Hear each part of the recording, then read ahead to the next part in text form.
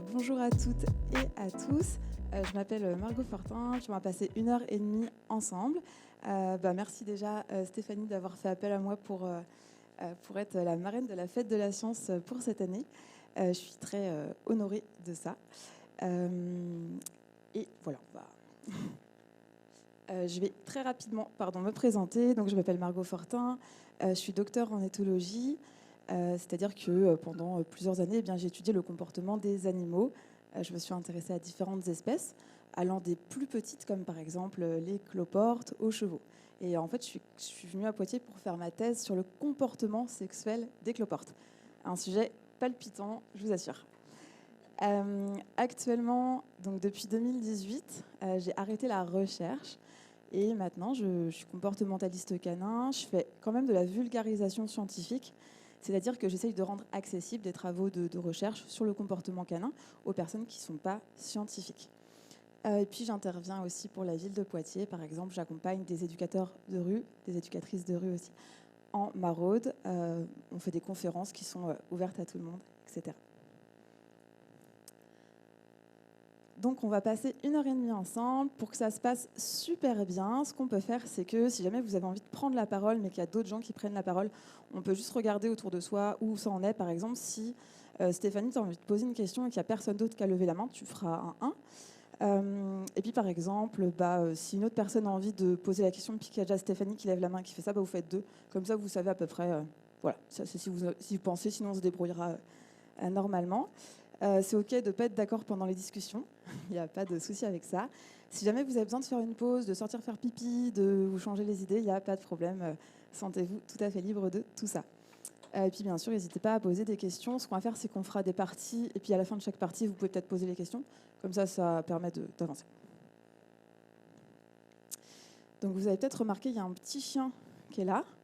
Elle est tout au fond de la salle. Est-ce qu'il y a des personnes qui ont peur des chiens? Personne? Vous avez peur des chiens? Personne n'a peur des chiens? Ok, ça marche. Bon, si c'est le cas, n'hésitez pas à le dire pour qu'on fasse attention. Et puis aussi, Nuke, elle n'aime pas du tout qu'on la touche sans son consentement. Elle n'aime pas non plus qu'on se penche vers elle, qu'on aille trop vers elle en la regardant. Donc voilà, si à un moment vous souhaitez avoir un contact avec elle, demandez-moi avant, puis évitez de vous pencher ou de la regarder ou d'essayer de lui toucher la tête. Notamment, elle n'aime vraiment pas ça. Donc, on va passer 1h30 ensemble. On va parler un petit peu de l'éthologie, voir qu'est-ce que c'est que l'éthologie, c'est quoi cette science du comportement animal. On va parler de la domestication et des impacts de la domestication sur le chien. On va parler de communication, de bien-être, et puis on va faire une petite partie entraînement et apprentissage. Donc, l'éthologie, qu'est-ce que c'est?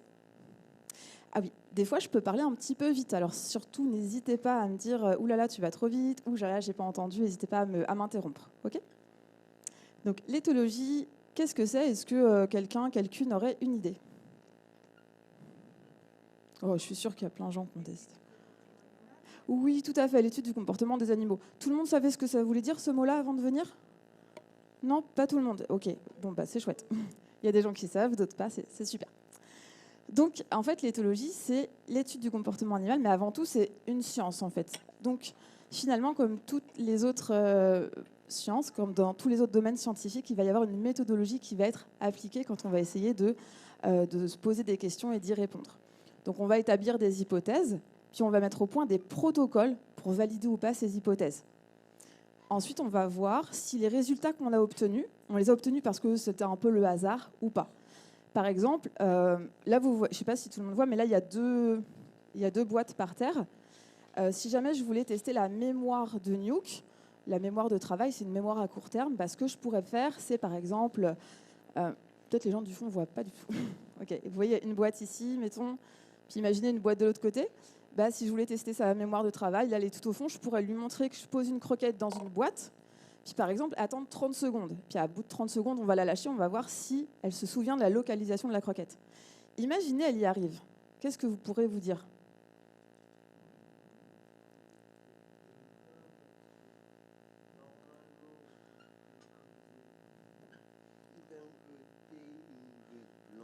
Oui. De l'autre côté, une autre boîte blanche. Mais ça rapporte quoi? Ah, Ça rapporte quoi? Alors c'est sûr que si jamais on lâche Nuke, si je mets une croquette dans cette boîte et qu'elle est lâchée, bah, elle a le droit de manger la croquette. Sinon, je suis complètement d'accord, elle aura pas elle va pas arrêter de travailler. D'accord, mais l'animal n'est pas obligé de manger. Et oui, ça c'est sûr.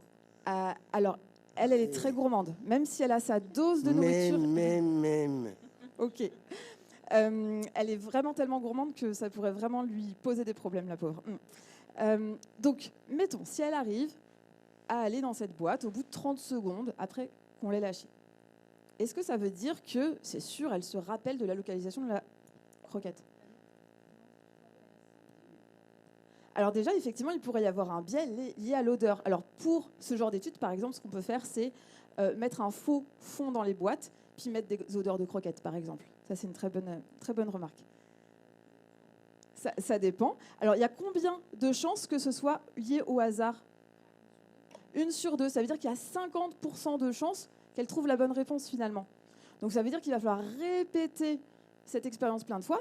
Et puis aussi, il va falloir penser à changer de côté parce que ça se trouve juste, elle préfère la boîte de gauche, finalement. Pourquoi pas mettre 10 boîtes? Parce qu'elle aurait une chance sur 10 d'y arriver. C'est sûr que ça permettrait de faire en sorte que ce soit moins probable qu'elle y arrive par hasard.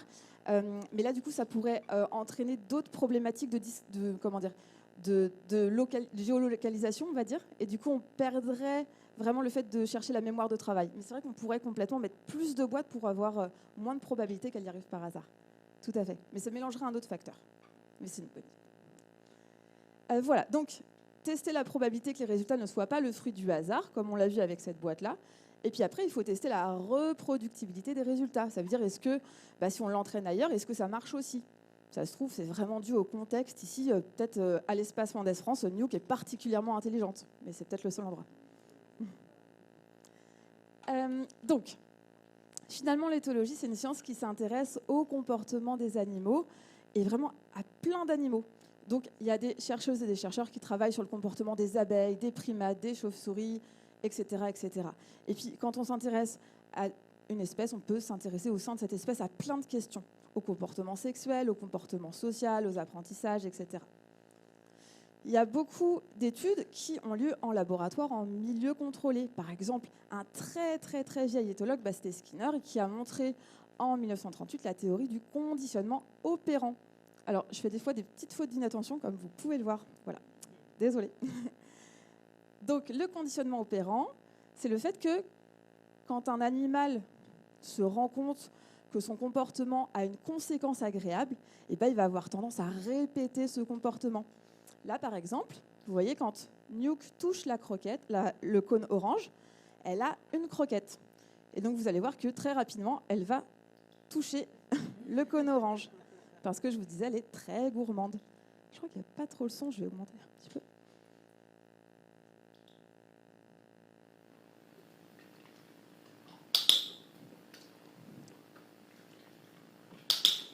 Peut-être vous entendez un petit bruit quand une fois qu'elle touche le cône orange. Pour les gens qui ne savent pas à quoi ça correspond, on va en parler juste après. Et donc là, ce que j'ai fait, c'est que j'ai compté le nombre de fois où elle touche le cône en 1 minute.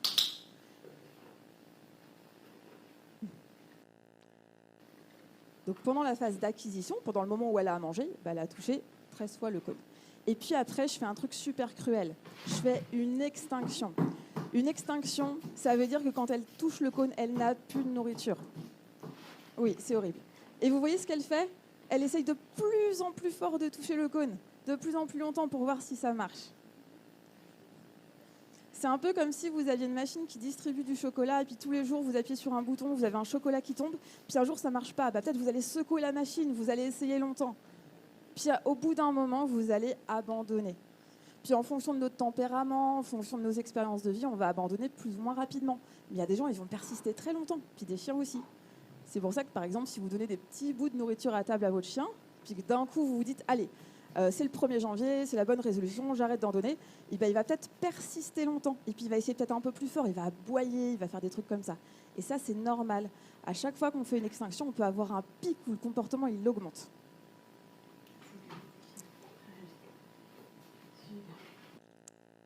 Pardon, je dis vite. Donc finalement, quand on regarde ce qui se passe pendant l'acquisition, on voit que elle touche de plus en plus le cône. Par contre, quand j'arrête de la nourrir, très rapidement, elle cesse le comportement. C'est ce qu'on appelle l'extinction. Ce n'est pas un oubli. Si jamais je recommence à la nourrir, elle va recommencer à toucher le cône. Okay. Donc il y a plein de choses très intéressantes qui ont été montrées sur les apprentissages, sur la mémoire, dans un cadre de laboratoire. Donc, par exemple, ce qui a été montré aussi, c'est que c'est très important quand on entraîne un animal d'avoir un bon timing. C'est-à-dire que la récompense, elle arrive très rapidement après que l'animal ait fait le bon comportement. Okay. Par exemple, si on apprend à une souris à discriminer 2 boutons, puis qu'elle a du fromage si elle touche le bouton rouge, en à peu près 20 essais, elle peut y arriver. C'était des rats. Donc plutôt des rats, elle va y arriver en 20 essais à peu près. Par contre, si jamais on attend 5 secondes entre le moment où la souris touche le bouton rouge et le moment où elle a son fromage, là, ça va augmenter le temps, le nombre d'essais nécessaires pour qu'elle apprenne. À votre avis, elle va mettre combien d'essais? Donc 20 essais pour apprendre si tout de suite elle a son gruyère. À votre avis, si on attend 5 secondes avant de lui donner son gruyère, donc du coup, une centaine, qui dit mieux? 50? 50, t'avais dit 200, 100, 100, 580 essais. Vous vous rendez compte? Ça veut dire que si vous essayez d'apprendre un truc à votre chien, alors c'est pas des rats les chiens, on entend, mais si jamais votre friandise elle arrive un peu trop longtemps après le bon comportement, votre chien, peut-être qu'il va pas du tout faire le lien. Des fois, il y a des gens qui disent « Oh, mon chien, il a été super mignon pendant toute la balade, donc en rentrant à la maison, je lui ai donné une friandise. » Mais là, il n'y a aucune chance que le chien comprenne que c'est pendant tous les comportements bien qu'il a fait que ça a causé... Ah, je vois que ça rigole. Il y a des chiens qui reçoivent des friandises gratuites, mais c'est bien, c'est généreux. Oui. Du coup, il faut tout à fait emmener les friandises lors de la balade. Par exemple, si on veut renforcer le rappel, c'est-à-dire quand on rappelle son chien qu'il revienne, l'idéal, c'est d'avoir ses friandises sur soi et dès qu'il revient, hop, il a une petite friandise. Il y a un moyen de lutter un petit peu contre cette perte d'efficacité liée au temps parce que des fois, on ne peut pas récompenser tout de suite notre chien. Des fois, il y a quelques secondes qui vont s'écouler, le temps qu'on retrouve notre friandise dans notre poche, etc. D'accord ? Et ce moyen, c'est en fait de faire un conditionnement pavlovien. Je suis sûre que ça vous parle, le conditionnement pavlovien. Pavlov, il a montré que les chiens, lorsqu'ils entendaient quoi? Une petite cloche, il se passait quoi? Ils salivaient. Exact. Ils vont japper, saliver parce que cette cloche, elle est associée à la nourriture. Donc, si jamais on associe un son à la nourriture, ce qu'on peut faire, c'est que lorsque le rat touche le bouton rouge, hop, on émet ce son. Et après, on attend quand même 5 secondes, on lui donne le fromage. Et à ce moment-là, alors, on n'arrive toujours pas à 20 essais, mais ça me permet quand même d'être un petit peu moins que 580 essais. Alors, des fois, quand on fait des études en milieu contrôlé, on peut aussi observer des choses qui sont un petit peu biaisées. Par exemple, on arrive un peu sur les canidés, il y a eu des expériences qui ont été faites sur le comportement social des loups. Donc, il y a pas mal de temps, il y a ce monsieur, David Mech, qui a étudié les loups, notamment dans des enclos. Et il les a beaucoup regardés. Et en fait, il en a même fait un livre qui s'appelle The Wolf. Et dans ce livre, on peut lire vraiment que les loups, ils ont une hiérarchie très stricte, qu'il y a beaucoup de conflits et qu'il y a un mâle alpha qui se bat très fort contre tous les autres. Et puis, en fait, ensuite, il a observé des loups en liberté. Il a eu de la chance parce qu'il y avait, là où il était à ce moment-là, des populations de loups qui étaient vraiment faciles à approcher. Donc, il a passé beaucoup de temps auprès de ces populations de loups. Et en fait, il s'est rendu compte qu'il n'observait pas du tout la même chose. Alors là, il était un peu embêté. Il s'est dit, oulala. Il s'est rendu compte qu'en fait, il n'y avait quasiment pas de conflit, qu'il y avait beaucoup de coopération. Et c'est ça qui est génial aussi avec la science, c'est que l'idée de la science, c'est que ça évolue et que des fois, on se rend compte qu'on s'est trompé et du coup, on avance plus loin. Donc c'est exactement ce qu'il a fait. Il a écrit un article qui remettait complètement en cause son premier livre et il a fait tout un travail pour essayer de débunker son propre livre qu'il avait écrit quelques décennies avant. La grande différence finalement entre les deux situations, c'est que les loups dans la nature, ils vivent en petits groupes familiaux. Vraiment, c'est des petits groupes. Alors que dans l'enclos, finalement, il y avait plein d'individus qui n'étaient pas apparentés. Et donc ça a créé plein de conflits. Parce qu'il y avait beaucoup trop d'individus dans un petit endroit. Ils n'avaient pas choisi d'être ensemble. Dans le même genre de fausses découvertes, il y a une centaine d'années, il y a environ 100 babouins inconnus qui ont été capturés et qui ont été mis dans un grand parc, dans un grand enclos, dans un zoo de Londres.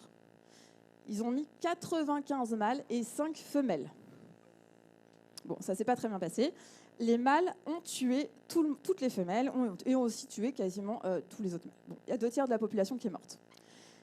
Les chercheurs de l'époque ont conclu que les mâles sont violents par nature. C'est comme ça. Donc, c'était des primatologues hommes qui ont fait ces expériences. Je vous conseille un super épisode qui s'appelle Mâle alpha, gros bêta. C'est un épisode d'un podcast qui s'appelle Les couilles sur la table de Binge Audio. C'est vraiment génial. Vous avez un primatologue qui raconte comment il y a plein de découvertes qui ont été faites justement grâce à l'arrivée de femmes scientifiques, des femmes primatologues qui ont permis un petit peu de casser un peu ces idées. Donc, grâce à effectivement l'arrivée de femmes scientifiques notamment, puis d'observations dans la nature, eh bien, toutes ces données-là, elles ont été un petit peu mesurées. C'est-à-dire qu'on s'est rendu compte que, en fait, dans la nature, les mâles ne sont pas assoiffés de sang, ils n'essaient pas de tuer tout le monde. En fait, ils n'ont pas intérêt à faire ça.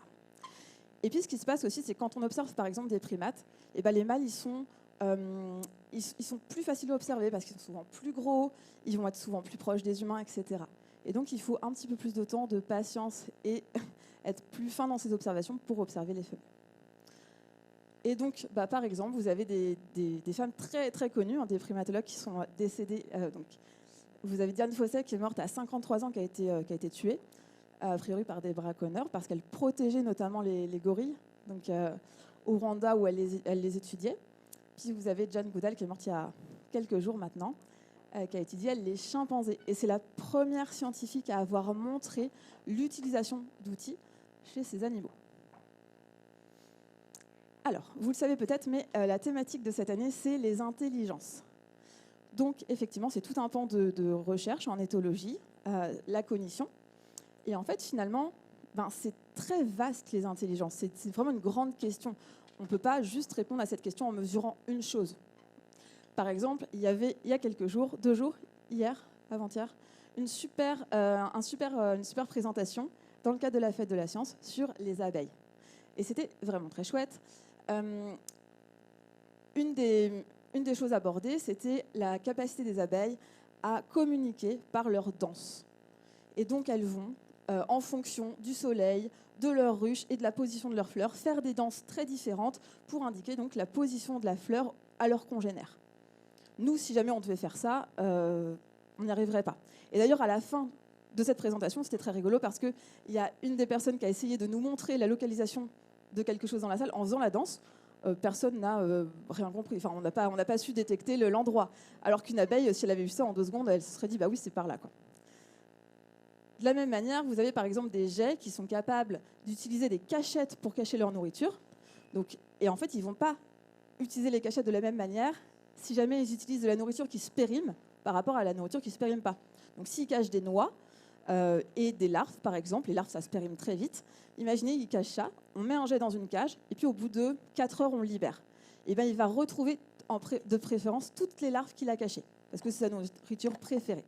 Par contre, si on attend 5 jours, il ne va même pas aller dans les cachettes où il y a les larves. Il va directement aller là où il a caché les noix, parce qu'il sait que les noix, ça tient 5 jours. Moi, personnellement, au bout de 3 heures, je sais déjà plus où sont mes clés. Donc franchement, les jets, ils me battent à plat de couture. Aussi, ils ne vont pas agir de la même manière quand ils voient qu'ils sont observés par d'autres jets. Et donc des fois, ils vont faire semblant de cacher leur nourriture, et hop, ils vont aller les cacher ailleurs. C'est quand même hyper intelligent. Et tout ça pour dire que c'est des formes finalement d'intelligence très différentes. Et qu'en fait, quand on regarde les différentes espèces animales, nous compris, on a des capacités cognitives très différentes qui vont nous permettre, en fonction de l'environnement dans lequel on vit, de faire face aux défis qu'on rencontre. Donc finalement, sur cette première partie, l'éthologie, vous le saviez pour la plupart, donc c'est la science du comportement animal. L'idée, c'est effectivement de tester des hypothèses, d'être sûr que ce n'est pas le fruit du hasard, ce qu'on trouve. Et puis, il y a des connaissances qui vont être issues d'observations en laboratoire et puis de terrain. Et puis aussi, surtout, les connaissances évoluent, c'est important de se tenir à jour. Maintenant, on va parler de canidés. On va parler un petit peu de domestication, puis des impacts de la domestication. J'imagine que quasiment tout le monde, vous savez un petit peu de quel animal à peu près descend le chien. Peut-être les enfants, est-ce que vous savez de quel animal descendent les chiens? Avant qu'on ait... Avec des loups. Oui, avec des loups, tout à fait. Alors j'ai fait un montage, hein, il n'y a pas eu un bichon aussi proche d'un loup. Vous pouvez admirer mes qualités de Photoshop. Donc effectivement, en fait ce qui se passe, c'est que les loups gris qu'on connaît actuellement, ils partagent le même ancêtre que nos chiens. Ça, c'était il y a environ 15 000 ans. Et ce qui s'est passé, c'est qu'il y a des loups qui se sont rapprochés des campements humains. Sûrement, ils ont été attirés par les restes de nourriture. Et petit à petit, les humains, les humaines les ont sélectionnés. Ils ont pris les plus sociables, les plus sympas. Et petit à petit, finalement, il y a eu des animaux de plus en plus sociables, proches des humains, qui sont restés avec eux. Et ça a fait nos chiens. Et puis longtemps après, il y a eu tout un processus de sélection de race. Parce que vous avez remarqué, mais effectivement, entre, je ne sais pas, un bichon et un dog allemand ou un malinois, en fait, c'est très différent. Et les chiens, c'est l'espèce avec le plus de différences, justement.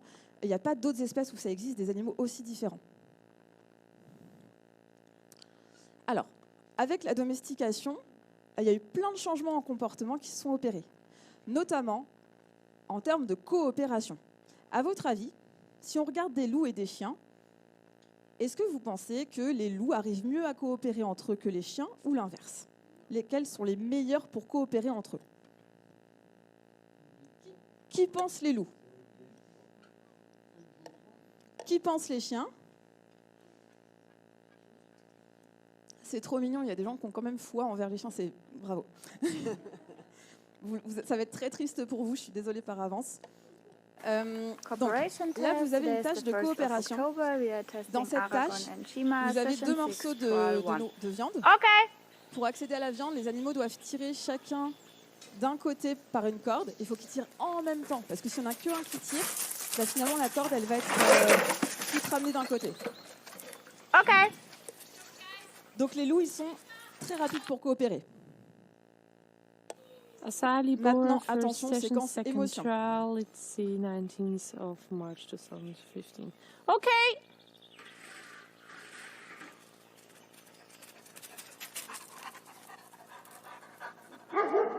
Ils sont vraiment très mignons.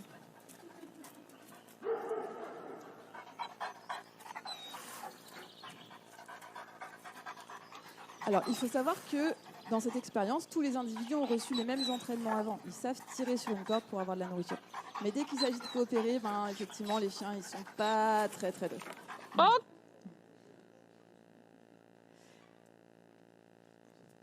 Pour vous donner une idée, vous avez des petits invertébrés sociaux qui sont plus doués que nos chiens pour ça. Donc là, dans cette expérience, vous avez des petits blocs en polystyrène qui sont lourds. Enfin, lourds pour quand on est une abeille. Et sous ces petits blocs, vous avez une petite solution sucrée. Et là, vous avez une abeille qui est toute seule. Et en fait, ce qu'elle va faire, c'est qu'elle va attendre sa copine pour pousser un des blocs qui contient la solution. Tant que sa copine n'est pas là, voilà, elle regarde vite fait, mais voilà. Et là, hop, tout d'un coup, bam, elles y vont à 2, et c'est parti. Donc elle attend sa coéquipière pour commencer à travailler. Je ne sais pas pourquoi ça fait ça.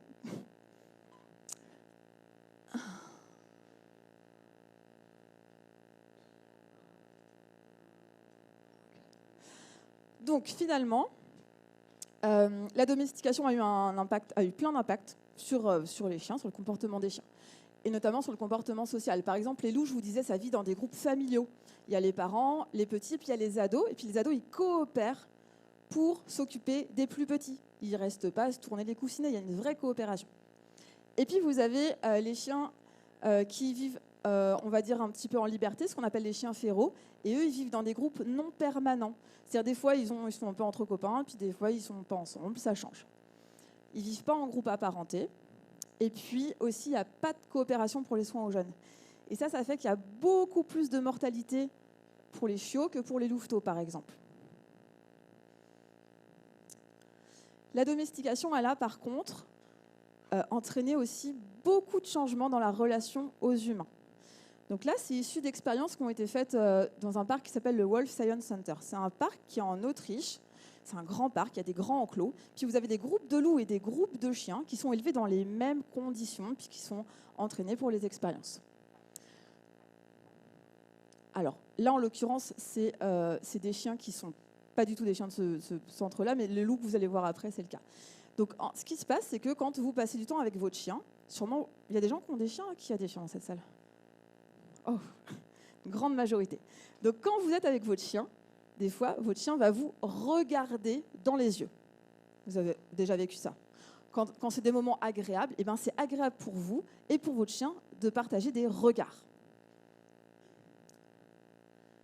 Par contre, si jamais vous aviez un loup, ce que je vous déconseille, mais si vous aviez un loup, eh bien, les interactions et les marques d'affection, on va dire, ne vont pas passer par le regard. Ça va passer beaucoup par le contact. Là, vous avez vu ce soigneur, a priori, il est très apprécié de son loup. Son loup se frotte sur lui, il se gratte sur lui, il se roule, etc. Vraiment, il a l'air de beaucoup l'apprécier. Mais finalement, il n'y a pas de regard partagé. Et ce qui se passe, c'est quand on partage des regards longs avec notre chien, on a des pics d'ocytocine, et nos chiens aussi. Et ça, c'est une hormone qui va entraîner une sensation d'apaisement et qui va faciliter les liens. Alors, juste petit point, attention, ce que je viens de vous dire, ça marche que avec votre chien ou un chien que vous connaissez vraiment bien et avec qui vous avez une bonne relation. Je vous déconseille d'aller regarder un chien dans les yeux, ça pourrait mal se passer.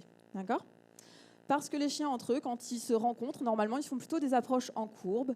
Ils vont détourner la tête, flairer le sol, pour montrer qu'ils ont plutôt une intention pacifique. Okay ? À l'inverse, si deux chiens se rencontrent frontalement, il peut y avoir des risques de conflit. De la même manière, si on s'approche d'un chien frontalement en le fixant dans les yeux. Les chiens, ils ont aussi appris à demander de l'aide aux humains. Vous voyez ici, dans cette expérience de la tâche insolvable, c'est une expérience vraiment très cruelle. Vous avez une boîte avec de la nourriture et la boîte est fermée, le chien ne peut pas atteindre la nourriture. Et qu'est-ce qu'il est en train de faire ? Oui, il dit à l'humain, vas-y, ouvre la boîte, s'il te plaît. C'est vraiment ça. Est-ce qu'il a persévéré longtemps à essayer de gratter la boîte ? Pas trop. Et ça, il y a des études qui montrent qu'il y a un impact de la race du chien aussi. Par exemple, des chiens de berger qui ont été sélectionnés pour coopérer avec les humains, ils vont un petit peu essayer, mais très vite, ils vont regarder leurs humains pour avoir de l'aide. Par contre, des chiens qui ont été sélectionnés pour être persévérants, par exemple un Jack Russell, les Jack Russell, eux, ils vont gratter très très très longtemps, ils vont mordre la boîte, etc. Puis au bout d'un moment, vraiment, si ça marche vraiment pas, là, ils vont regarder les humains. Les chiens, ils vont être aussi très sensibles aux indices de nos visages. Par exemple, cet expérimentateur, il ouvre la boîte de droite avec une expression de joie, puis il ouvre la boîte de gauche avec une expression de dégoût. S'il y a un chien qui observe et qu'on le détache, à votre avis, il va aller voir quelle boîte ? La boîte à sa droite, tout à fait, qui a entraîné l'émotion de joie. Donc ça veut dire que quand vous interagissez avec votre chien, c'est important plutôt de lui sourire, de lui parler gentiment. Ça va lui donner envie de coopérer. Les chiens sont aussi très sensibles aux indices, notamment aux indices de pointage. Donc on va essayer avec Nuke, mais est-ce que si jamais il y a un chien à cette hauteur, les gens derrière voient ou pas du tout ? Je ne pense pas. Et sinon on montre une vidéo, ce sera peut-être mieux, parce que... On peut peut-être... Mais là, les gens là-bas vont pas voir non plus. Ouais. Ouais. Bon. On monte la vidéo et puis si on a le temps après, on le fera. Ouais. Parce que je voudrais pas que des gens ne voient pas. Une tâche de pointage, l'idée, c'est que, comme son nom l'indique, on va pointer quelque chose du doigt. Et normalement, les chiens y arrivent plutôt bien. C'est-à-dire qu'ils vont aller du côté où on a pointé. Par contre, si vous faites ça avec un loup, il va moins bien y arriver qu'un chien. Et ça, c'est encore un impact de la domestication. Mais même s'il est dressé, il y arrivera moins bien qu'un chien qui est dressé. Mais il y arrivera mieux qu'un loup pas dressé, je suis d'accord. Et donc, ils sont aussi sensibles au pointage avec le doigt. On peut aussi regarder, ils peuvent suivre le regard. Vous pourrez essayer avec vos chiens.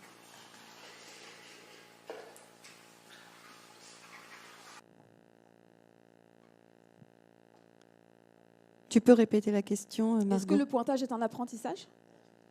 Alors, en fait, effectivement, ce qui va se passer, c'est que quand les chiens sont assez jeunes, ils apprennent que le fait de suivre nos indications, a priori, c'est pertinent.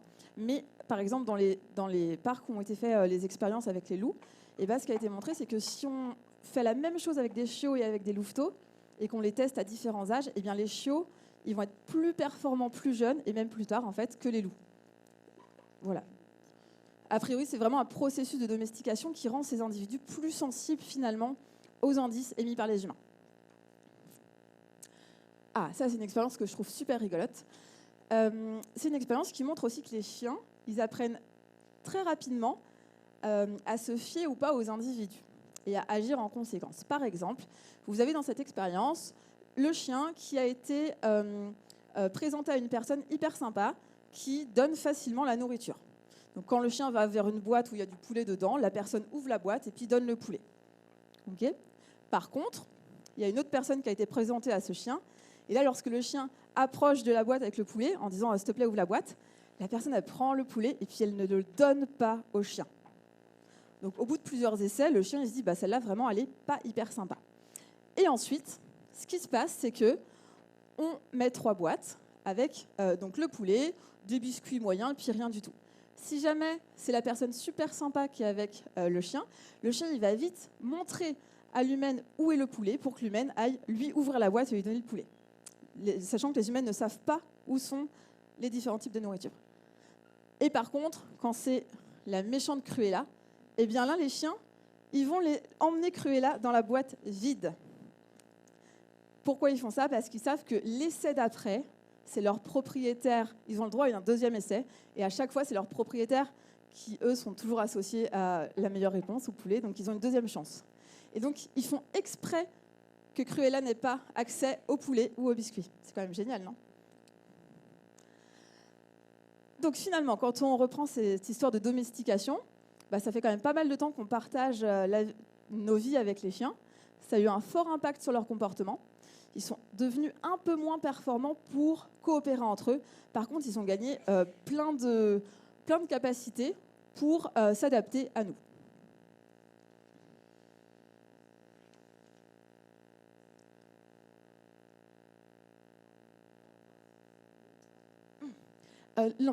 Oui, c'est une bonne question. Alors, 15 000 ans, c'est a priori la domestication qui a commencé. Donc, les loups qui ont commencé à s'approcher, il y a eu des reproductions les gens qui ont pris des louveteaux, etc. Les races, c'est vraiment beaucoup plus récent. Je crois que ça fait peut-être 4 millions, un truc comme ça. C'est vraiment plus récent. Oui. Oui, mais par exemple, tous les traits de comportement, ça peut se fixer très, très vite. C'est-à-dire que, par exemple, si vous prenez des chiens peureux et que vous les faites se reproduire, et ben vous allez très vite arriver à des lignées de chiens peureux. Le comportement, ça va très vite à se fixer. Alors, on va parler un petit peu de communication, parce que les chiens, ils sont super forts pour nous comprendre, mais des fois, nous, un petit peu moins. Donc, ils communiquent de différentes manières, parce qu'ils ont des capacités sensorielles qui sont aussi un peu différentes des nôtres. Mais par exemple, les chiens, ils ont un super pouvoir, c'est leur odorat. Ils sont capables de sentir des trucs, nous, on n'a même pas idée. C'est pour ça qu'ils peuvent retrouver des personnes perdues, des fois, qui peuvent détecter de la drogue ou dans les aéroports, ce genre de choses. Des portefeuilles. Ils sont aussi sensibles aux mouvements. Ça, c'est parce que c'est des prédateurs. Donc, c'est-à-dire quand il y a un petit truc qui part en courant, ils sont sélectionnés pour être très intéressés par ce petit truc qui part en courant. C'est pour ça qu'ils ont survécu, c'est parce qu'ils chassent des choses qui bougent. Ils sont très sensibles au son par rapport à nous. C'est pour ça que les sons forts et soudains, ça peut être un petit peu compliqué pour eux. Et puis, ils sont sensibles au toucher. Ils n'aiment pas toujours les caresses. C'est vrai qu'on a tendance à beaucoup toucher les chiens pour leur montrer notre amour. Mais en fait, c'est très humain, ce comportement-là. Et malheureusement, eux, ils n'aiment pas trop ça. Tout le temps. Ça dépend. Il y a des contextes. C'est un peu comme vos ados quand vous les accompagnez au collège. Là, tout d'un coup, ils ne veulent pas du tout de câlin. Voilà, c'est un peu... Mais à d'autres moments, ça va. Donc, ils vont communiquer beaucoup avec les odeurs. Ils vont avoir des zones avec des petites glandes qui vont émettre des odeurs. Et en fonction de leur corps, il y a des zones différentes. C'est pour ça qu'ils se sentent au niveau des oreilles, du museau, au niveau de l'arrière-train, etc. Aussi, quand ils vont gratter le sol, vous voyez, les chiens, des fois, ils font ça. Ils grattent le sol. parce qu'ils ont des petites glandes entre leurs coussinets. Ça laisse des odeurs pour les chiens qui vont passer. Ils vont aussi beaucoup communiquer par les sons. Par exemple, avec le grognement. Là, vous entendez un grognement de chien. Ça, c'est Bowie, c'est mon plus vieux chien. Et c'est vrai que quand on entend le grognement, on se dit « Ouh là là, il n'a pas l'air très très gentil ». Mais ça, c'est son grognement de jeu. C'est ce qu'il fait quand il veut jouer. Une fois qu'on le connaît, bon, ça va. Dans cette expérience, vous avez des scientifiques qui sont intéressés à 3 types de grognements. À votre avis, pourquoi il grogne le petit chien marron là ?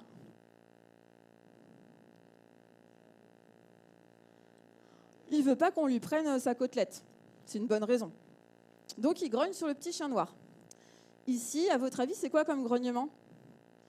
C'est du grognement de jeu. Il est en train de jouer avec son propriétaire, je pense, et puis il joue à tirer quelque chose et il grogne de jeu.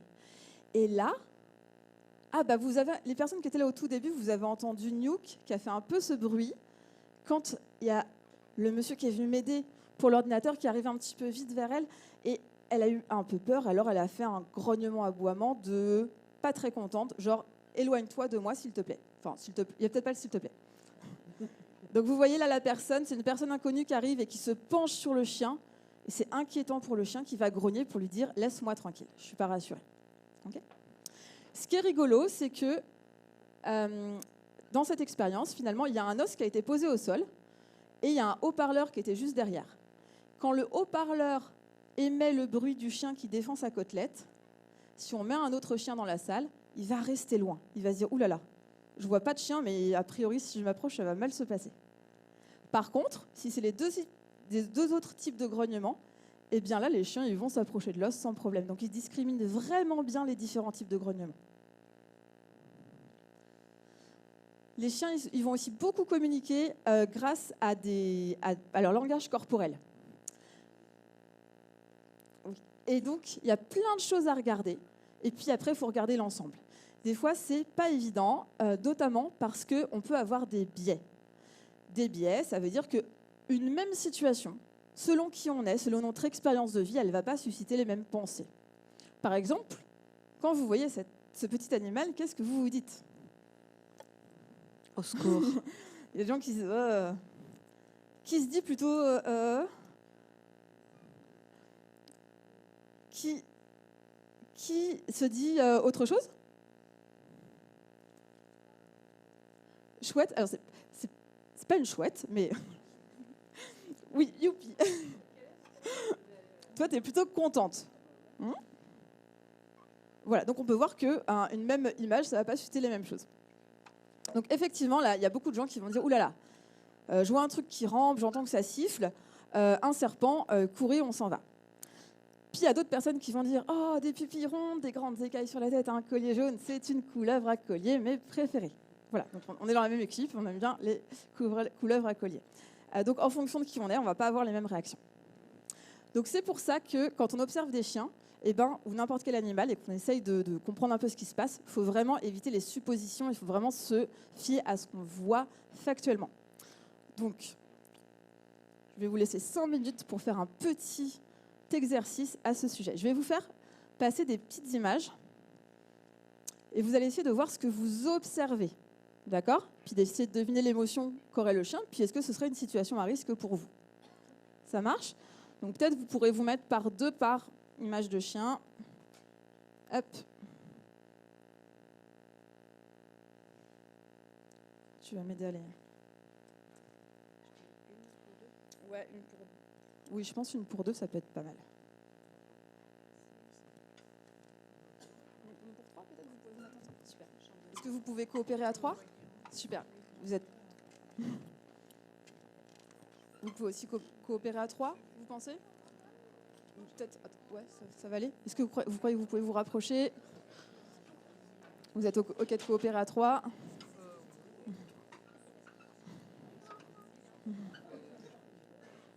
Hop. Hop. Et ben vous pouvez regarder à 3 peut-être. Je sais que je ne sais pas s'il y en a assez pour...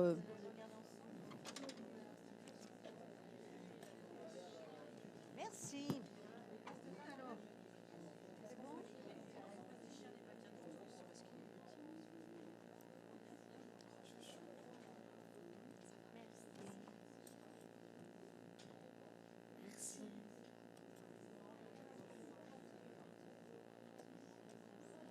Il en reste? Je vais voir s'il y a des gens qui sont un peu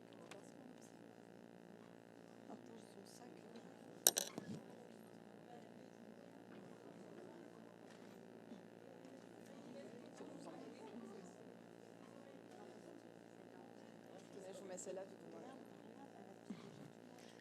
Alors, vous avez...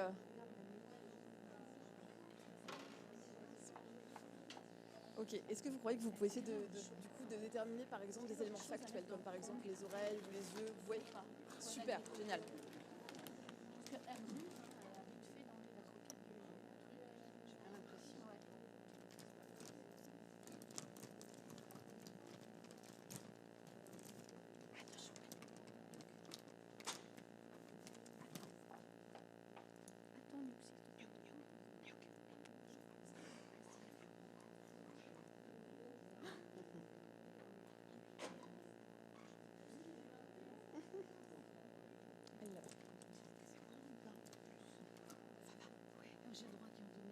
Oh, oh, à l'infini. Ouais, d'accord. Alors, est-ce que tu as autre chose à mettre dans le livre? Ah, j'ai plus. Non.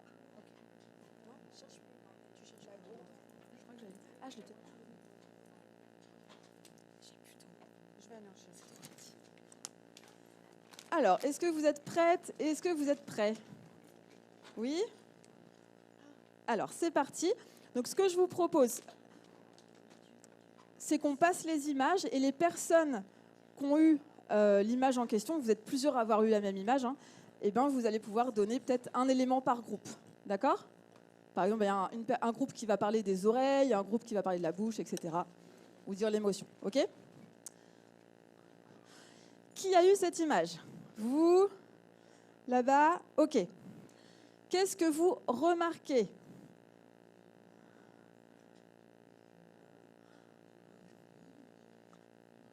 Il est docile. Alors, c'est vrai qu'il a l'air de se laisser faire, en tout cas. Vous diriez, pardon, on voit de l'amour. Qu'est-ce que tu observes factuellement? Alors, on voit une petite fille qui fait un câlin au chien, mais dans l'expression du chien, qu'est-ce que tu observes? D'accord. Et qu'est-ce qui te fait dire que tu observes de la méfiance? Ah, les yeux. Alors, les yeux. Les yeux, ils sont comment? Alors, on dirait qu'ils supportent. Est-ce que c'est factuel ou est-ce que c'est une interprétation? On va essayer de vraiment rester sur le factuel au maximum. Mais c'est super dur, hein, je suis d'accord. C'est un vrai exercice. Oui.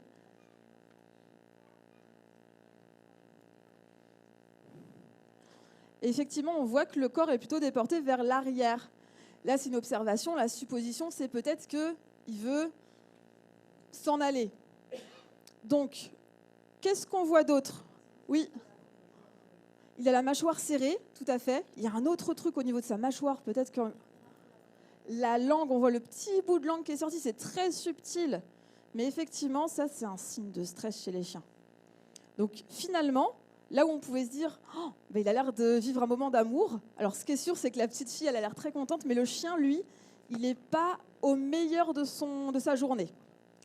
À votre avis, est-ce que ça représente un risque, cette situation? Pourquoi? Oui, et puis c'est risqué parce que vous avez vu la proximité entre le visage de la petite fille et le chien. Ça, c'est un vrai risque. Bravo. Ensuite, qui veut commencer? Oui. Merci beaucoup.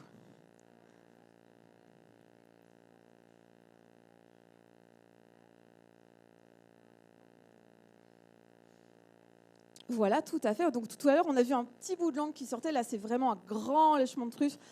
Et effectivement, c'est plutôt un signe de stress. Alors là, encore une fois, il faut voir le contexte. Par exemple, si vous avez un chien qui est devant un four dans lequel est en train de griller un poulet. Là, s'il se lèche la truffe, a priori, c'est plutôt pour humidifier sa truffe pour avoir encore plus d'odeur. Mais là, a priori, il n'y a pas trop de poulet. Il y a d'autres indices, peut-être, qui vous interpellent. Les oreilles qui sont vers l'arrière. Les yeux qui sont... On dirait presque du bien-être dans les yeux, mais c'est peut-être... Alors, oui. il a les yeux plissés. En tout moi, cas, ouais, j'aurais c'est dit. ce qu'on observe. Et on voit aussi qu'il lève une patte. Chez certains chiens, ça peut être un signe de stress. Oui. J'ai l'impression aussi que l'humain est un peu dans la même situation. Il se tient aussi un peu en arrière et donc je crois que les deux sont Oui, peut-être qu'on l'a peut-être forcé à tous les deux dans le stress. Oui, peut-être l'interprétation, c'est qu'on l'a forcé à prendre le chien pour faire une photo, peut-être. En tout cas, effectivement, du coup, son visage est moins... Enfin, et comment par rapport à celui de la petite fille de tout à l'heure? Oui, et du coup, bon, il y a un peu moins de risques, mais quand même, c'est peut-être pas idéal. Ok. Alors, oui.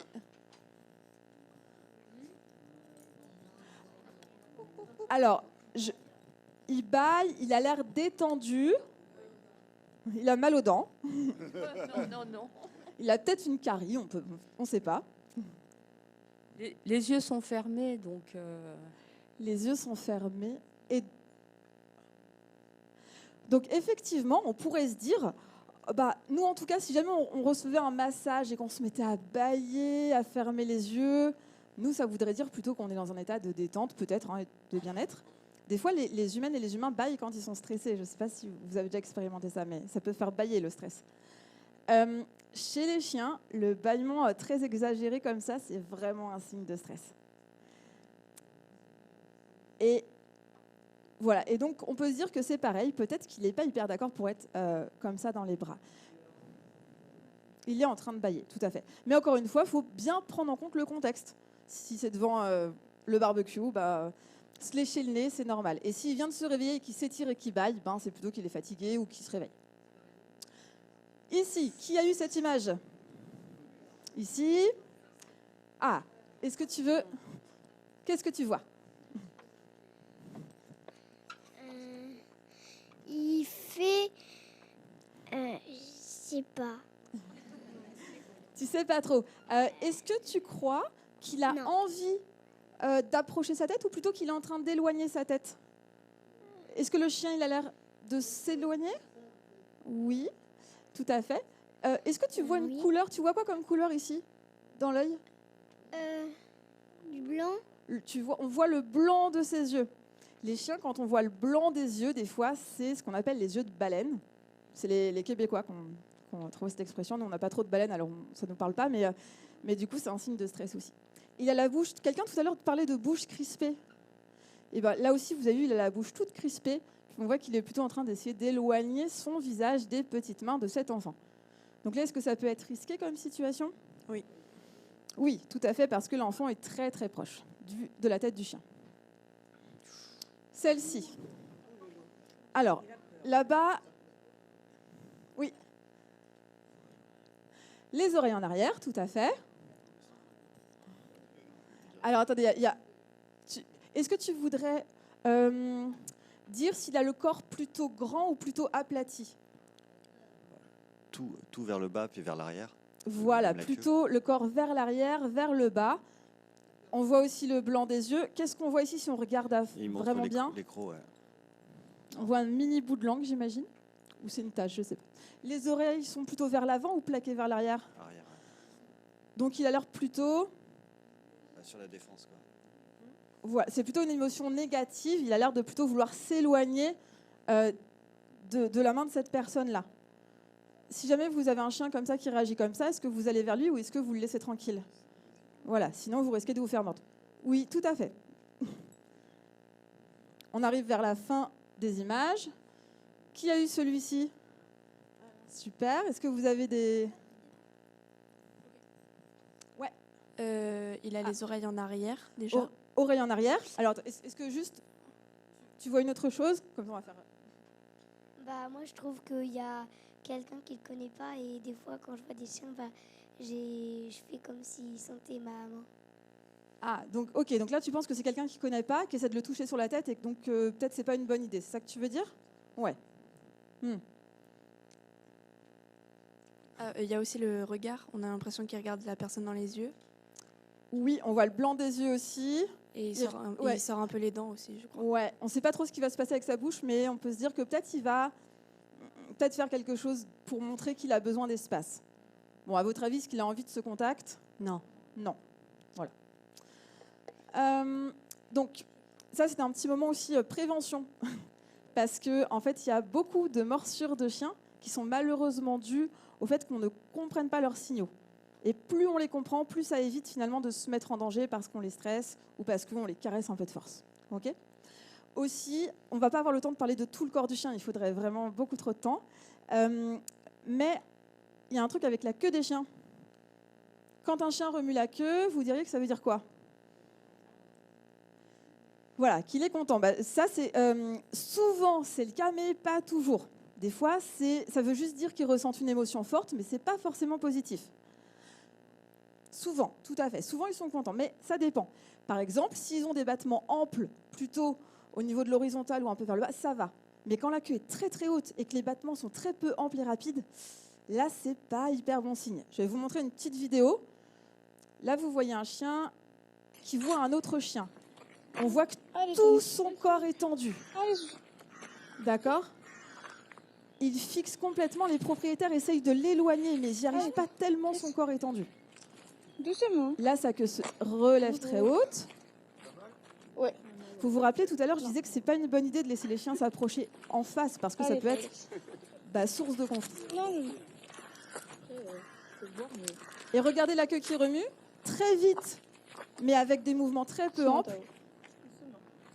Les rencontres en laisse courte comme ça, il faut vraiment éviter. Voilà. Donc là, ce n'était pas une émotion positive.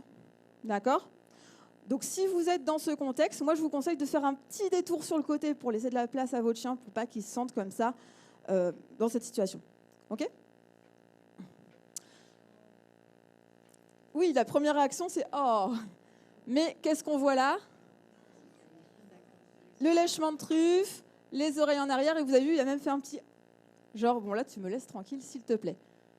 Des fois, les chiens, ils aiment bien être proches de nous, se coller à nous, mais ils n'aiment pas forcément qu'on les touche, notamment sur la tête. Ok ? Ce qu'il faut retenir, c'est qu'il y a plein de signaux qui permettent aux chiens d'exprimer leur stress.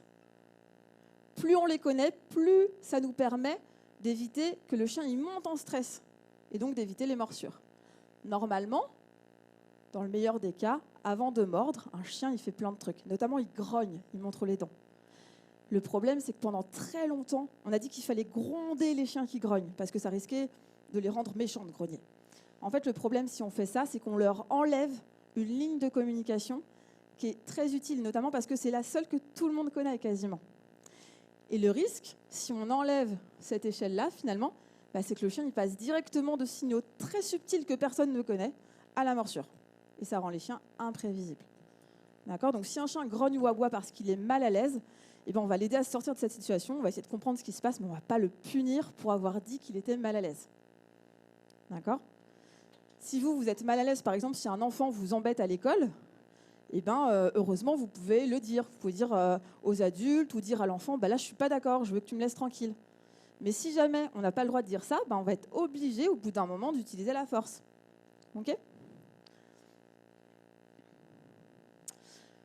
Donc, mini point... J'en profite, prévention enfant. Donc je vois qu'il y a quelques enfants ici, et n'hésitez pas à en parler aux gens autour de vous qui ont des enfants. En fait, il y a la moitié des personnes qui se font mortes qui sont des enfants. Et la plupart du temps, ils se font mortes par le chien de la famille ou des amis. C'est rarement un chien inconnu qui arrive dans la rue pour mordre.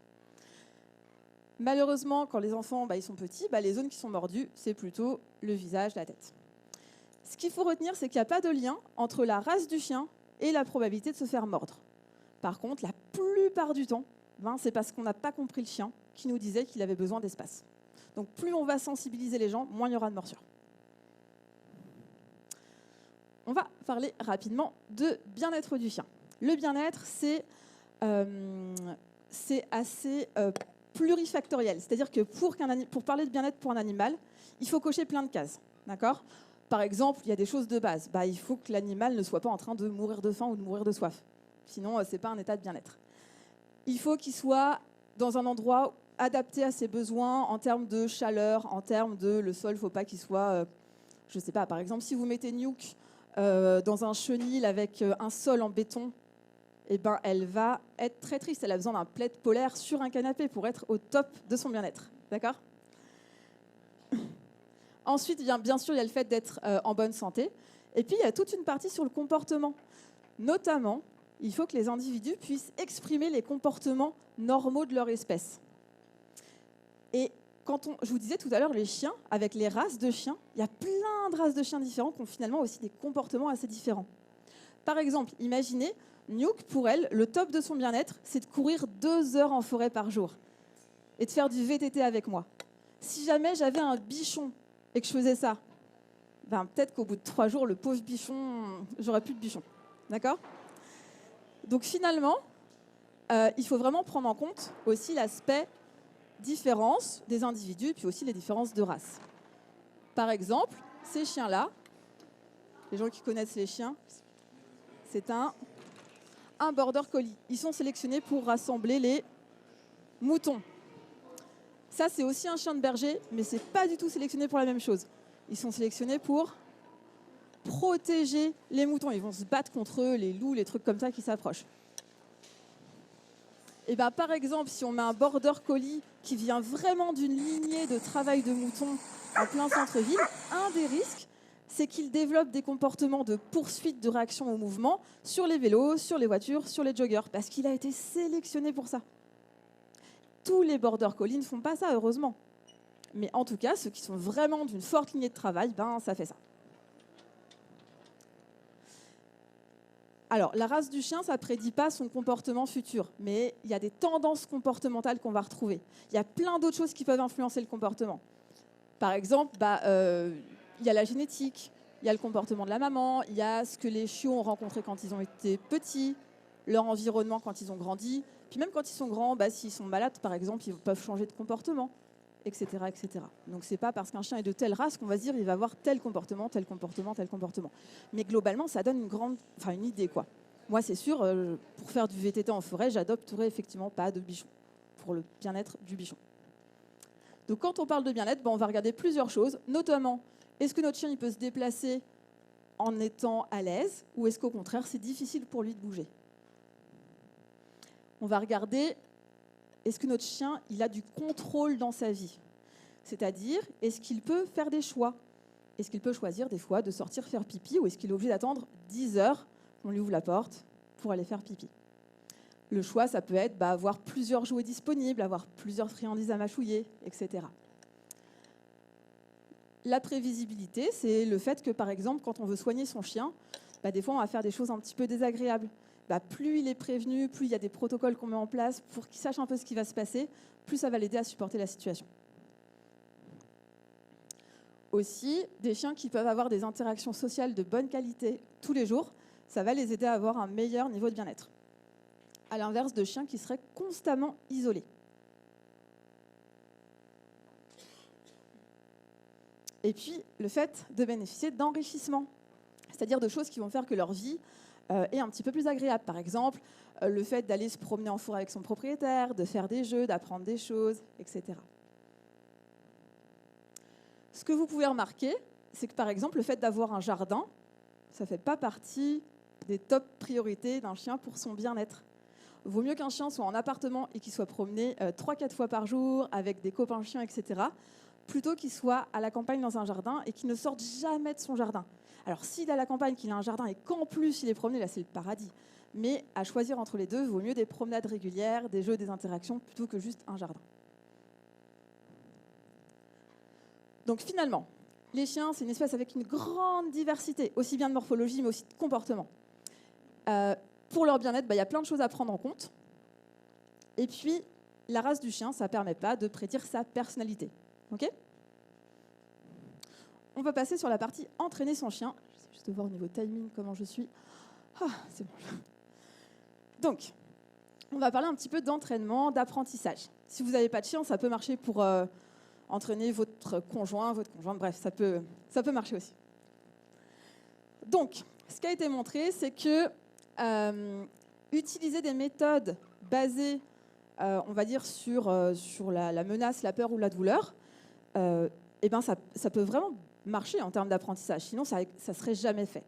Mais ça a des impacts négatifs en termes de bien-être et puis aussi en termes de relations avec les humains. Ça peut augmenter les comportements d'agression de nos chiens. Donc plutôt, on peut éviter. Surtout que, a priori, jusque-là, à ma connaissance, il n'y a pas d'études qui montreraient que ces méthodes-là sont plus efficaces que d'autres méthodes. À la place, on peut utiliser plutôt l'utilisation de renforçateurs. C'est-à-dire que lorsque, par exemple, votre conjoint range ses chaussettes, vous pouvez lui apporter un chocolat dans les 5 secondes, sinon il ne va pas comprendre. Mais dans les 5 secondes, vous lui apportez un petit chocolat, voilà, ou vous ajoutez un clicker, tout à fait. Donc, la première étape, c'est de bien connaître les préférences de son chien ou autre. Par exemple, il y a des chiens, ils n'aiment pas du tout le fromage. Donc, si vous les récompensez avec du fromage, ça ne va pas marcher. C'est comme si moi, je vous demandais de m'aider à mon déménagement et puis qu'en récompense, vous avez des épinards. Qui viendrait m'aider pour des épinards? Voilà. Oh, mais c'est trop mignon. Donc, les chiens, c'est un petit peu pareil. On peut essayer de comprendre un peu leurs préférences, puis on peut se servir de ça. Parce que apprendre quelque chose au calme à la maison, c'est plus facile que répéter des comportements dans la nature quand ils doivent choisir entre nous écouter et aller courser un chevreuil, par exemple. Donc, dans la nature, on peut avoir nos meilleures récompenses pour avoir plus de pouvoir sur la situation. Oui.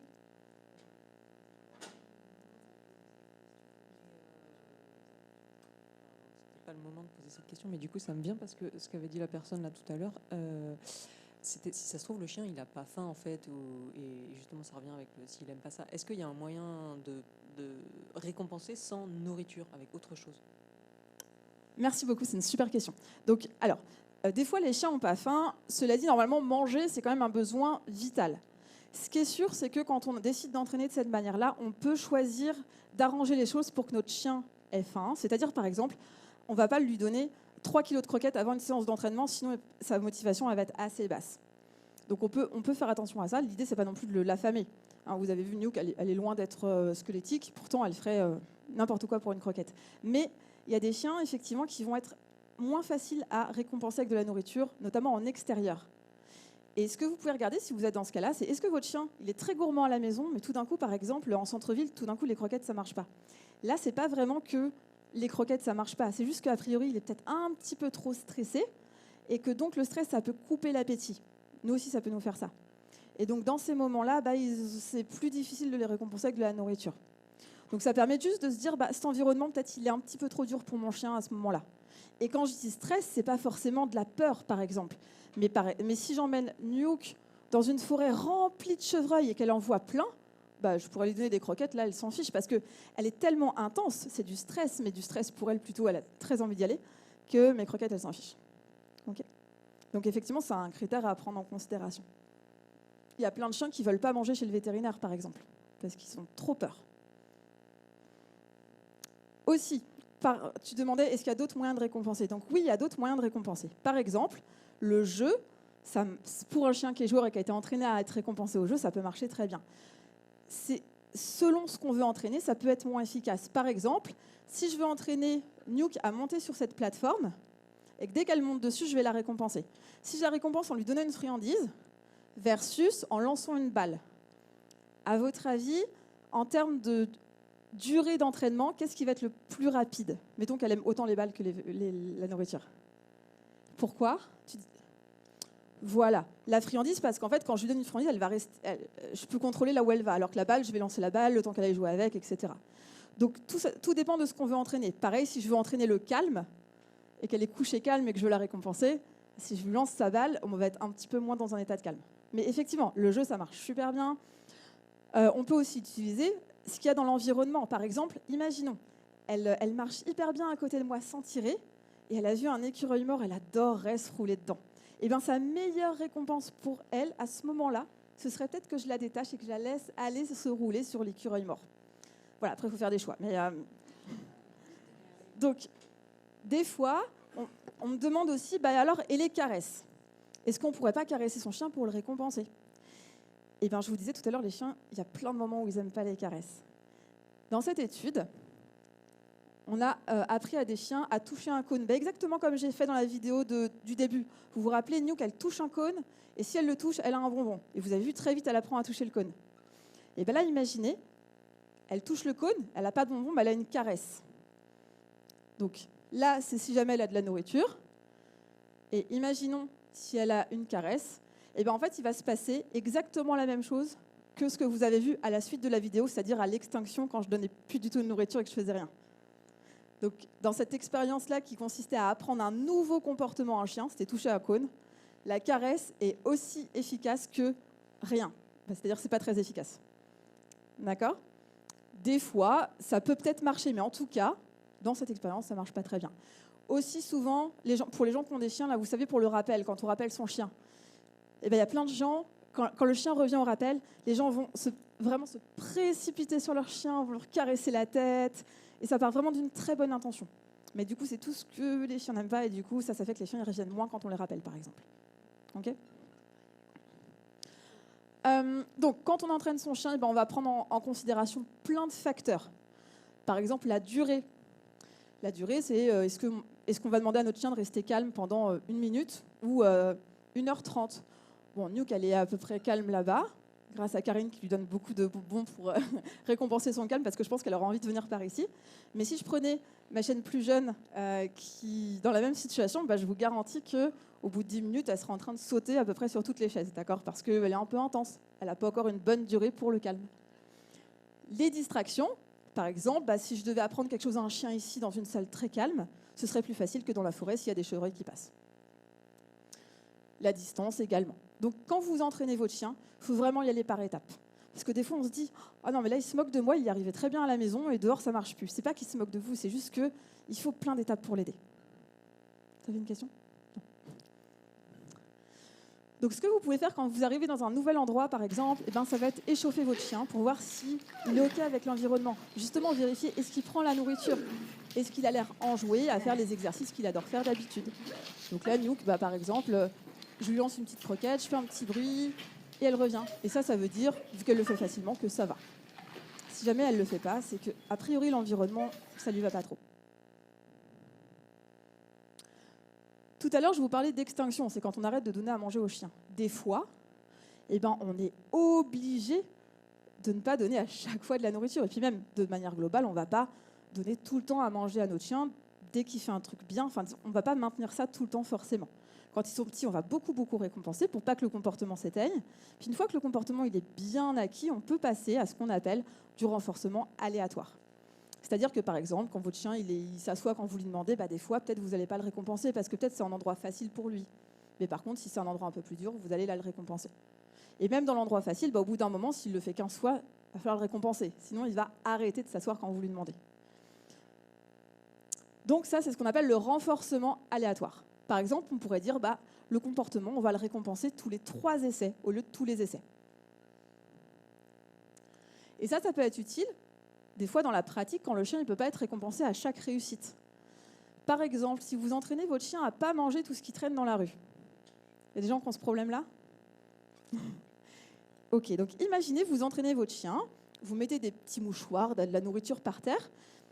Si jamais vous récompensez à chaque fois qu'il ignore quelque chose dans votre salon, par exemple, puis qu'après vous passez dans la rue, ce qui va être différent, c'est que des fois, vous allez être un petit peu distraite, vous allez, regarder les oiseaux, tout ça. Et peut-être qu'il va ignorer un caca de chat par terre, vous regardez genre « Hey, t'as vu, j'ai réussi ?» Mais si à ce moment-là, vous êtes sur votre téléphone ou vous regardez l'oiseau, vous n'allez pas le récompenser. Et donc, vous allez avoir un ratio de renforcement qui va être très, très différent de 100% de renforçateurs. Vous voyez ce que je veux dire ? Il y a des gens qui ne comprennent pas trop. Donc, l'idée, ça va être d'entraîner notre chien à être récompensé toutes les 3 réussites, par exemple, pour que ce soit normal que quand on arrive dans la vraie vie, ce ne soit pas à tous les coups. D'accord ? Donc, par exemple, la première étape, ça pourrait être de récompenser dès que le chien laisse quelque chose au sol, une seule chose. Ensuite, une fois qu'ils y arrivent, on va mettre 2 bols, et puis c'est au 2e bol que je vais récompenser, si elle n'y va pas. Si jamais elle essaie d'y aller, je vais la retenir avec la laisse, je vais faire une petite pause de 5 secondes pour lui dire, là, tu as perdu l'occasion d'avoir une récompense, et puis après, on recommence. Et puis après, je vais augmenter le nombre de bols. Donc, vous voyez un petit peu l'idée, quoi. Jusqu'à arriver à plein de bols. Et après, va falloir essayer de faire en sorte à ce que ça ressemble à la vie normale. Dans la vie normale, les gens ne mettent pas leur reste de sandwich dans des bols sur le trottoir. Donc petit à petit, vous allez pouvoir mettre de la nourriture directement au sol. Ok ? Oui ? Ah bah oui, oui, bien sûr. Sinon, elle s'en fiche des bols. Oui, oui, elle n'irait pas manger. Alors, je dis qu'elle mangeait n'importe quoi. Elle mange pas de plastique quand même. C'est sa limite, je pense. Mais oui. Mais alors, par contre, avec un chien qui est très, très intense, on pourrait même commencer par un bol vide, juste pour déjà qu'il apprenne à pas se jeter sur n'importe quoi.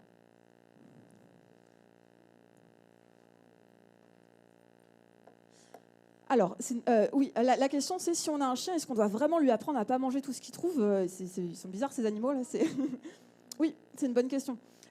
Alors, ils font pas tous systématiquement ça, mais les chiens, c'est des animaux opportunistes. C'est-à-dire que quand il y a un truc qui leur fait plaisir, bah, ils le font, globalement. Donc, s'ils voient un reste de sandwich au sol, naturellement, ils vont pas se dire « Ah non, c'est pas raisonnable, c'est pas une croquette, il faut pas que je le mange. » Ils vont le manger. Après, quand les chiens sont petits, bah, ils mangent n'importe quoi. Ils mangent des mouchoirs, ils peuvent manger des trucs comme ça. Certains chiots. Mais ça passe. C'est comme les enfants qui mettent tout dans leur bouche. Normalement, après, on arrête de le faire. Oui. Après combien de temps ça passe, ça dépend un petit peu des chiens. Ce qui peut aider à ce que ça passe, c'est de ne pas essayer de tout reprendre de leur bouche. Parce que sinon, ils vont se dire oh, « mais c'est hyper intéressant et mon humaine est en compétition avec moi, donc il faut vite que j'avale les trucs. » Donc quand ils sont petits, au contraire, si jamais c'est des mouchoirs, des trucs comme ça, franchement, s'ils sont vaccinés et tout, vous les laissez. Ils vont très vite s'en désintéresser. Par contre, vous pouvez les récompenser quand ils les lâchent ou quand ils les ignorent.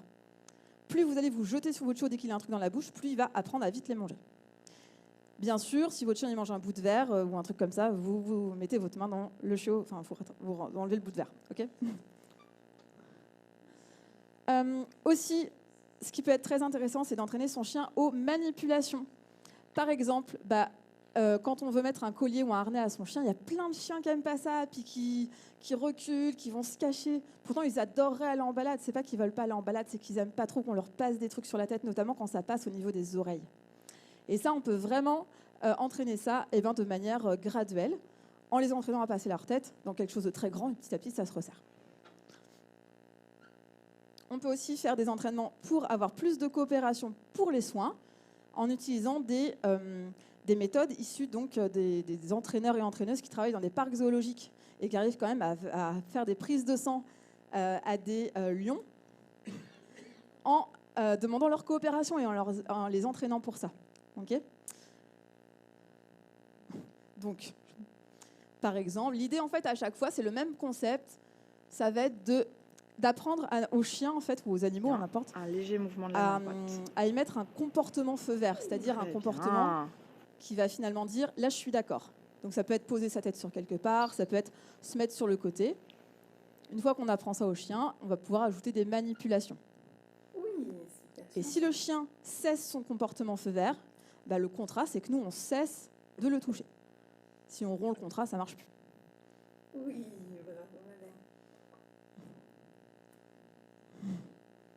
Il aime vraiment les croquettes. Et des fois, il y a des gens qui vont nous dire « oui, mais ça ne marche pas avec tous les chiens. Parfois, seule la force fonctionne. » Vraiment avec cette voix-là. Donc, ce que vous pouvez vous dire, c'est que, a priori, si ça marche avec des hyènes, avec des lions, on peut s'en sortir avec des chiens. Là, vous avez un entraîneur qui apprend à une hyène à mettre sa bouche sur les barreaux pour pouvoir examiner ses dents. Et si vous allez sur les réseaux sociaux de ce site, c'est vraiment génial. Moi, vraiment, je passe des heures là, sur leurs conférences. Là, c'est vraiment trop bien. Ils apprennent des tas de trucs à des animaux de parcs zoologiques. Vous avez une vidéo d'un hippopotame qui a une carie. Et donc, ils lui ont appris à ouvrir la gueule hyper grand pour se faire soigner. Et puis, donc, il y a une personne qui lui fait son soin. Et il y a une autre personne qui lui lance des salades au fond de la bouche. Enfin, c'est hyper rigolo. Donc, finalement, en termes d'entraînement, il va y avoir l'importance du choix du renforçateur. Si vous donnez un bout de carotte à Nuke, si elle fait un bon comportement, elle va vite arrêter de faire ce comportement. Toutes les questions de timing, donc vous vous rappelez, le timing, c'est donner au bon moment. Sinon, le chien oublie et il ne sait pas pourquoi il est récompensé. Il faut faire attention à l'extinction. Si on arrête de récompenser au bout d'un moment, le comportement arrête de se produire. Et avoir tout ça en tête, ça permet d'entraîner mieux son chien, finalement, et de mieux le comprendre. Et puis, entraîner plein de choses pour une meilleure coopération, ça permet aussi d'améliorer la relation et de diminuer les risques de morsure, parce que soigner un chien qui ne veut pas être soigné en le forçant, c'est aussi risqué de se faire mordre. Et puis tout ça, ça augmente aussi leur bien-être. Donc, je suis hyper à l'heure. Donc, j'avais hyper peur d'avoir fait 1000 fois trop de choses, donc c'est très bien. Tu crois qu'on pourra faire une Oui, on démonstration pourra complètement... oui, tout à fait. En se levant Bah oui. Alors, si vous voulez, on fait ça. Et puis après, on fait une petite expérience, enfin, peut-être de pointage avec nous pour vous montrer. D'accord ? Donc, finalement, si on fait le point sur tout ça, ce qu'on peut retenir, c'est que les capacités cognitives, elles vont être différentes selon les espèces animales. Et puis, nous, on est des animaux, on est vraiment compris dans le lot. Et ça va dépendre de c'est quoi notre environnement et à quoi on doit faire face pour vivre. Okay, les abeilles, elles doivent trouver des fleurs, communiquer entre elles en faisant des trucs hyper compliqués. Bah, nous, on a moins besoin de ça, on a besoin d'autre chose. Okay, les abeilles doivent se souvenir de où ils ont mis leurs larves et leurs glands. Là. Nous, heureusement, on doit moins se souvenir de ça aussi. L'éthologie appliquée, c'est-à-dire la science du comportement, mais appliquée à la relation, à l'entraînement, etc., bah, ça permet finalement de mieux comprendre, par exemple, les chiens. Et donc, en les comprenant mieux, eh ben, on va pouvoir mieux communiquer avec eux, leur garantir aussi un meilleur bien-être. Et puis aussi, ce qui est très important, c'est que les connaissances scientifiques, elles évoluent. Ça se trouve, mais sûrement, ce que je vous dis là, eh ben, l'année prochaine, il faudra remettre plein de choses à jour parce qu'il y aura plein de trucs qu'on saura encore mieux. Donc, c'est important de se tenir au courant. Okay, les choses évoluent. Et puis donc, bah, merci beaucoup à vous. On fait un petit nuke atelier. Est-ce qu'on peut se lever pour le fond? Ouais, peut-être que... Déjà, est-ce qu'il y a des gens qui sont pressés, qui veulent partir? Non? T'as vu, personne n'est pressé. Hein. Donc peut-être les personnes qui sont un peu au fond pourraient se mettre un peu plus proches. Comme ça, on pourrait le faire ici quand même. Je vais récupérer en même temps les...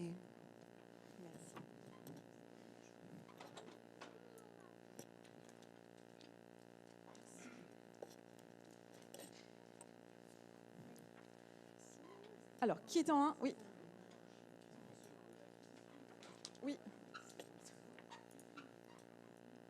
Alors, oui, est-ce qu'il y a des acquisitions qui sont définitives? Oui, et heureusement, par exemple, imaginez peut-être, vous avez, quand vous étiez enfant, posé vos mains sur la porte du four alors que c'était très très chaud. Bah, ça, heureusement, vous n'avez pas besoin de le répéter plusieurs fois pour vous en souvenir.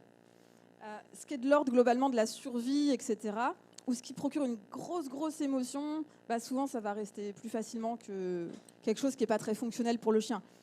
Voilà.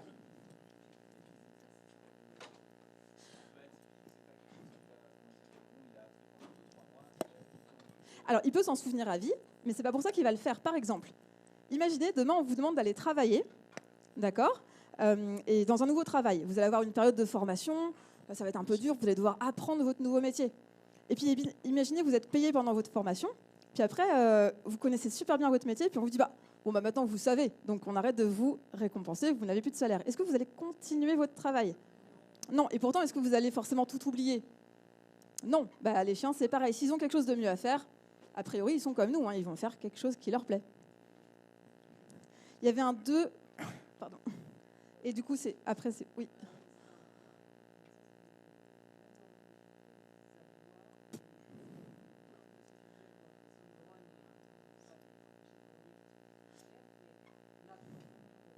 Alors, pourquoi ils aboient? En fait, c'est un peu comme le grognement, il y a plein de raisons possibles. Des fois, les chiens aboient quand ils peuvent faire des wou wou wou quand ils sont joyeux. Je ne sais pas si vos chiens font ça. Les miens, des fois, ils font ça en se tortillant quand je reviens. Des fois, ils vont aboyer pour éloigner quelque chose qui leur font peur. Ils peuvent aboyer quand le voisin passe à côté pour leur dire « dégage ». Voilà, il y a plein de façons d'aboyer. Vous avez des chiens aussi qui vont changer d'aboiement quand ils poursuivent du gibier. Et du coup, ça va attirer tous les copains chiens. Alors, il y avait juste un monsieur et après c'est à toi, d'accord? Oui, pour les chiens, les récompenser éventuellement à la parole. Est-ce que ça joue sur eux? Est-ce qu'en parlant doucement, toujours le même mot, est-ce qu'ils considèrent que c'est une récompense ou quelque chose de gentil pour eux? Alors, quand on leur parle gentiment, ça peut leur provoquer des émotions agréables, positives, mais des fois, souvent, c'est pas assez fort pour qu'ils fassent des comportements que là tout de suite ils n'ont pas très envie de faire. Par exemple, si on associe un mot toujours le même à de la nourriture, mettons, et qu'à un moment, on continue de dire ce mot quand le chien fait le comportement, mais qu'on arrête de donner la nourriture, on va quand même avoir une extinction. Donc si vous dites bravo mon doudou, c'est super, quand il monte sur la plateforme, au bout d'un moment, ça ne va pas lui suffire, bravo mon doudou, c'est super. Pareil, hein, imaginez vous êtes au travail, vraiment vous êtes super. Au bout d'un moment, vous allez dire c'est peut-être un peu light cette histoire. Oui. Mais pour revenir, quand ils aboient, est-ce que quand ils aboient, quand ils voient un chien en face, pourquoi ils aboient? Alors, quand ils voient un chien en face et qu'ils aboient, ce qu'on peut regarder, c'est comment est leur corps. Est-ce que leur corps a l'air tout détendu, tout frétillant? Et peut-être c'est leur meilleur ami qui voit en face, ils sont très contents. Est-ce que leur corps il est tout tendu? Est-ce qu'ils ont les poils hérissés, les oreilles vraiment vers l'avant ou très vers l'arrière? Peut-être des fois même, ils montrent les dents. Et là, c'est plutôt pour dire va-t'en, tu me fais peur ou j'ai vraiment pas envie de te voir. Donc, ça dépend un peu du contexte. OK? Alors, oui. Oui. Sur la communication des chiens, il y avait une partie où le chien lève l'antérieur. Est-ce que vous pouvez nous en dire plus là-dessus? Oui, tout à fait. Des fois, on observe des chiens qui, quand ils ne sont pas très à l'aise, vont détourner la tête, par exemple, et en même temps lever un intérieur sur le côté. Mettons, si un autre chien s'approche ou qu'on vient leur faire un câlin. Et ça fait partie des signes qui sont associés à priori à une situation stressante. Okay. C'est très différent du chien qui donne la patte quand vous lui demandez de donner la patte. C'est vraiment plutôt un peu sur le côté comme ça. Je ne sais pas si quelqu'un a déjà vu ça. Ouais. C'est vraiment, ils se mettent un peu sur le côté, ils lèvent leurs pattes, genre j'aime pas trop ce qui se passe là. Toutes ces choses sur la communication canine, vraiment l'éthologie a encore plein de choses et c'est en plein boom les études là-dessus, donc vraiment on en saura bientôt de plus en plus. Mais ce que les études montrent, c'est que quand même les chiens ils sont plus forts pour suivre les indices de gens qui connaissent, d'accord. Et il y a aussi des différences de race, c'est-à-dire que les chiens un peu qui sont entraînés, enfin qui sont sélectionnés à travailler tout seuls, comme les chiens de chasse qui travaillent sans les humains, par exemple, bah, ils suivent moins les indications des humains, par exemple. Alors que si vous avez un border collie ou ce genre de chien, ils vont être beaucoup plus attentifs à ça.